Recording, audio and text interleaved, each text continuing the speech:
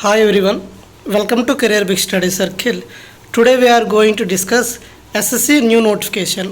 మనకి ఎస్ఎస్సి నుండి ఒక నోటిఫికేషన్ అయితే రావడం జరిగిందండి. ఇది ఎస్ఎస్సి జేఈ నోటిఫికేషన్. ఎవరైతే ఈ జేఈ నోటిఫికేషన్ కోసం వెయిట్ చేస్తున్నారో, జేఈ నోటిఫికేషన్ అంటే ఎస్పెషల్లీ బీటెక్ క్యాండిడేట్స్ అందరూ కూడా ఈ ఎస్ఎస్సి జేఈ నోటిఫికేషన్ కోసం చాలామంది ఎదురు చూస్తుంటారండి. ఈ నోటిఫికేషన్ అనేది మనం ఇన్ డీటెయిల్గా ఎక్స్ప్లెయిన్ చేసే ప్రయత్నం చేసుకుందాం. ఇక్కడ చూడండి, junior engineering civil mechanical electrical examination date for submission for online application. మనకి ఆన్లైన్ అప్లికేషన్ డేట్ అనేది ఎప్పటి నుండి స్టార్ట్ అవుతుందంటే March 28 నుండి స్టార్ట్ అవుతుంది. April 18 వరకు లాస్ట్ డేట్ ఇవ్వడం జరిగింది. ఎవరు కూడా లాస్ట్ మినిట్ వరకు వెయిట్ చేయొద్దు. ఎందుకు అంటే రీసెంట్గా అబ్జర్వ్ చేసినట్లయితే ఎస్ఎస్సి వెబ్సైట్ అనేది కొత్తగా తీసుకురావడం జరిగింది. అదేవిధంగా సర్వర్ ఇష్యూస్ అనేది రావడం జరుగుతుంది. కాబట్టి ఎవరు కూడా లాస్ట్ మినిట్ వరకు వెయిట్ చేయొద్దు. మీరు తొందరగానే అప్లై చేసుకోండి. ఇంకా చూసినట్లయితే last date and time for receipt of online application April 18 వరకు ఇవ్వడం జరిగింది. అదేవిధంగా ఆన్లైన్ ఫీ పేమెంట్ అయితే 19th వరకు ఇవ్వడం జరిగింది. అదే correction date of window for application from the correction, ఏవైనా మిస్టేక్ చేస్తే దాన్ని కరెక్ట్ చేసుకోవడానికి డేట్ కూడా ఇవ్వడం జరిగింది. అది ఎప్పుడంటే April 22 నుండి April 23 వరకు, అంటే ఓన్లీ 1 డే మాత్రమే ఇవ్వడం జరిగింది. దీని యొక్క CPT 1 చూసినట్లయితే ఎప్పుడంటే మనకి June 4 అండి. June 4 దీని యొక్క CPT 1 ఎగ్జామినేషన్ అండి.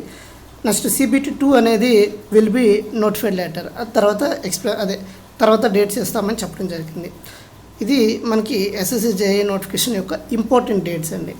ఇక చూసినట్లయితే మనకి వీటి యొక్క డీటెయిల్స్ పోస్ట్ చూసినట్లయితే మనకి BRO అంటారండి, బోర్డర్ రోడ్ ఆర్గనైజేషన్. దీనిలో మనకి జేఈ పోస్టులు చూసినట్లయితే వాళ్ళకి essential qualification degree in civil engineering. ఎవరైతే సివిల్ ఇంజనీరింగ్లో వాళ్ళు డిగ్రీ బీటెక్ సివిల్ ఇంజనీరింగ్ ఉంటుందో వాళ్ళందరూ కూడా ఎలిజిబుల్ అవుతారండి సివిల్స్.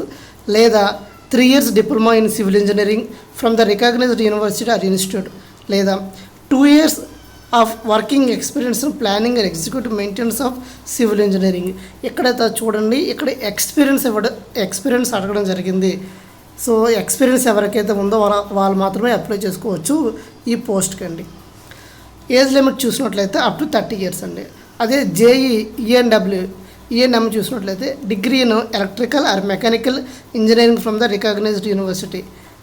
వాళ్ళు డిగ్రీలో ఎలక్ట్రికల్ ఉంటే వాళ్ళు ఎలిజిబుల్ అండి, లేదా మెకానికల్ ఉంటే ఎలిజిబుల్, లేదా 3 years డిప్లొమాలో ఎలక్ట్రికల్ కానీ ఆటోమొబైల్ కానీ మెకానిక్స్ కానీ ఇంజనీరింగ్ కానీ ఉండాలి. అండ్ ఆల్సో 2 years ఎక్స్పీరియన్స్ అడుగుతున్నారండి. ఇక్కడ చూడండి, ఈ 2 పోస్టులు కూడా 2 years ఎక్స్పీరియన్స్ ఉంది. ఎవరైతే ఎక్స్పీరియన్స్ ఉందో వాళ్ళు మాత్రమే అప్లై చేసుకోవడానికి అవుతుంది. ఇక 2వ పోస్ట్ చూసినట్లయితే Brahmaputra road minister of Jal Shakti. ఇది చూసినట్లయితే 3 years diploma in civil engineering from the recognised university.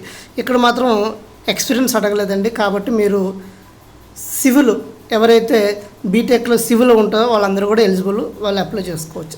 Next central water commission చూసినట్లయితే వీళ్ళకి బ్యాచిలర్ డిగ్రీ, ఇక్కడ చూసినట్లయితే bachelor degree or diploma in mechanical engineer from the recognised university. Degree వాళ్ళు కూడా apply చేసుకోవచ్చు, JEM అండి. అదేవిధంగా బ్యాచిలర్ డిగ్రీ లేదా diploma in civil engineer from the recognised university. ఇక్కడ సెంట్రల్ కమిషన్లో చూసినట్లయితే ఈ పోస్ట్కి డిగ్రీ వాళ్ళు కూడా ఎలిజిబుల్ ఉన్నారండి, వాళ్ళు కూడా అప్లై చేసుకోవచ్చు. లేదా డిప్లొమా ఇన్ మెకానికల్ ఇంజనీరింగ్ చేసిన వాళ్ళు కూడా ఎలిజిబుల్ అవుతారండి. Next central public works department CPWD అంటారండి. ఇవి చూసినట్లయితే డిప్లొమా ఇన్ ఎలక్ట్రికల్, అంటే ఎలక్ట్రికల్ ఎవరైతే డిప్లొమా చేస్తారో వాళ్ళందరూ కూడా ఎలిజిబుల్ అవుతారు. ఏజ్ లిమిట్ అనేది అప్ టు 32 years వరకు ఇవ్వడం జరిగింది. Central water and power resource స్టేషన్లో చూసినట్లయితే ఇక్కడ డిప్లొమా అడుగుతున్నారండి. ఇక్కడ డిప్లొమా ఇంజనీరింగ్, ఇది ఎలక్ట్రికల్గా ఉండాలి. నెక్స్ట్ నావెల్ డాకెట్లో అడుగుతున్నారండి పోస్టులు degree in mechanical engineering from the recognised university. ఇక్కడ 2 years ఎక్స్పీరియన్స్ అడుగుతున్నారండి ఈ పోస్టులకి. చూడండి, నావెల్ డాకెట్లో నావెల్ మినిస్టర్ ఆఫ్ డిఫెన్స్ అడుగుతున్నారు. తర్వాత ఇది కూడా జేఈ సేమ్ 2 years ఎక్స్పీరియన్స్ అడుగుతున్నారండి. నెక్స్ట్ 7th పోస్ట్ చూసినట్లయితే ఇక్కడ జేఈ ఫరక్ బ్యారేజ్ ప్రాజెక్టు. వీటికి మాత్రము డిప్లొమా ఉంటే చాలండి, లేదా డిప్లొమా వాళ్ళు ఎలిజిబుల్ అవుతారు. Up to 30 years age limit ఉంది. Next MES military engineering service అంటారండి. వీటికి మాత్రం డిగ్రీ ఇన్ సివిల్ ఇంజనీరింగ్, వీటికి మళ్ళీ 2 years ఎక్స్పీరియన్స్ అడుగుతున్నారు. ఇక్కడ మీకు చూసినట్లయితే కొన్నింటికి 2 years ఎక్స్పీరియన్స్ అడుగుతున్నారు. అది కొన్ని పోస్టులు కొన్ని చూసుకోండి. తర్వాత NTRO national technical research organisation అంటారండి. ఇది diploma in civil engineering from the recognised university up to 30 years age limit అనేది. ఇది మనకి టోటల్గా 9 రకాల పోస్టులు అనేవి ఈ నోటిఫికేషన్ గుండా ఈ నోటిఫికేషన్ త్రూ ఫుల్ఫిల్ చేయడానికి ఈ నోటిఫికేషన్ అనేది రావడం జరిగింది.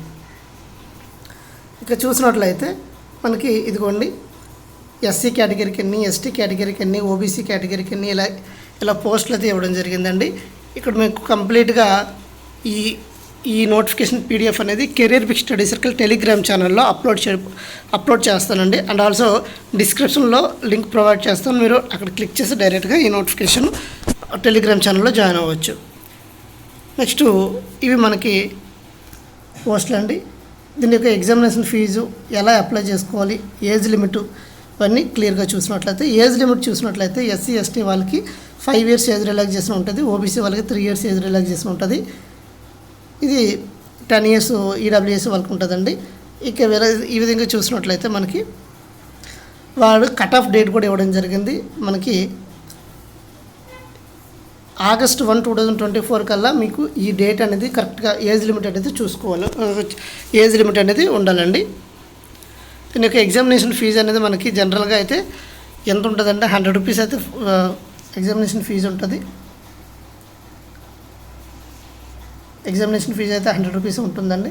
దాని యొక్క ఓటీపీఆర్ ప్రాసెస్ ఉంటుందండి. ఓటీపీఆర్ ప్రాసెస్ కూడా మీకు ఎలా చేసుకోవాలనేది ఎక్స్ప్లెయిన్ చేస్తానండి. ఇక్కడ చూసినట్లయితే ఫీ పేమెంట్ అనేది 100 rupees అండి. మీకు లోకల్లోనే ఎగ్జామినేషన్ సెంటర్ ఉంటుంది కాబట్టి మీరు ఎగ్జామినేషన్ సెంటర్ని మీరు లోకల్లో అడాప్ట్ చేసుకుంటే మీకు ఈజీగా ఉంటుంది. ఇక southern zone, next north zone వైజ్గా మనకి ఎగ్జామినేషన్ సెంటర్స్ ఉంటాయి. మీరు ఏ జోన్కి అప్లై చేసుకుంటే ఆ జోన్కి మీకు మేజర్గా మన సదరన్ జోన్ చూసినట్లయితే ఆంధ్రప్రదేశ్, పుదుచ్చేరి, తమిళనాడు, తెలంగాణ వీళ్ళకి మాత్రమే ఈ సదరన్ జోన్ అండి. వీళ్ళు మీ దగ్గరలో ఉన్న వాళ్ళు అప్లై చేసుకోవచ్చండి. ఇది ఓవరాల్గా ఈ నోటిఫికేషన్ అనేది. ఇక చూసినట్లయితే స్కీమ్ ఆఫ్ ఎగ్జామినేషన్ ఎలా ఉంటుంది చూసినట్లయితే ఫస్ట్ పేపర్ 1, పేపర్ 2 ఉంటుందండి. పేపర్ 1లో అయితే CBT టెస్ట్ ఉంటుంది. అందులో రీజనింగ్ నుండి 50 questions ఇవ్వడం జరుగుతుంది. జనరల్ అవేర్నెస్ నుండి 50 questions ఇవ్వడం జరుగుతుంది. జనరల్ ఇంజనీరింగ్ చూసినట్లయితే 100 questions ఉంటాయి. జనరల్ ఇంజనీరింగ్ అన్న 100 questions ఉంటాయండి. ఇది పేపర్ 1 CBT 1 అది.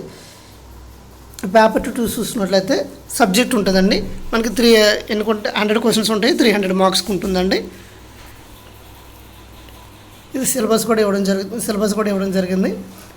మీరు క్లియర్గా ఈ నోటిఫికేషన్ అనేది మన ఛానల్లో అప్లోడ్ చేస్తున్నాను కాబట్టి ఖచ్చితంగా మీరు చూసుకొని ఇది లైన్ టు లైన్ ఎక్స్ప్లెయిన్ చేస్తే కొంచెం టైం పడుతుంది కాబట్టి వీడియో లెంగ్తీ వస్తుంది కాబట్టి ఏదైతే ఇంపార్టెంట్ పాయింట్స్ అవి నేను క్లియర్గా ఎక్స్ప్లెయిన్ చేయడం జరిగింది. సో ఈ ఎక్స్ప్లెనేషన్ మీకు నచ్చినట్లయితే లైక్ చేయండి, షేర్ చేయండి, సబ్స్క్రైబ్ చేసుకోండి. Thank you all. జై హింద్.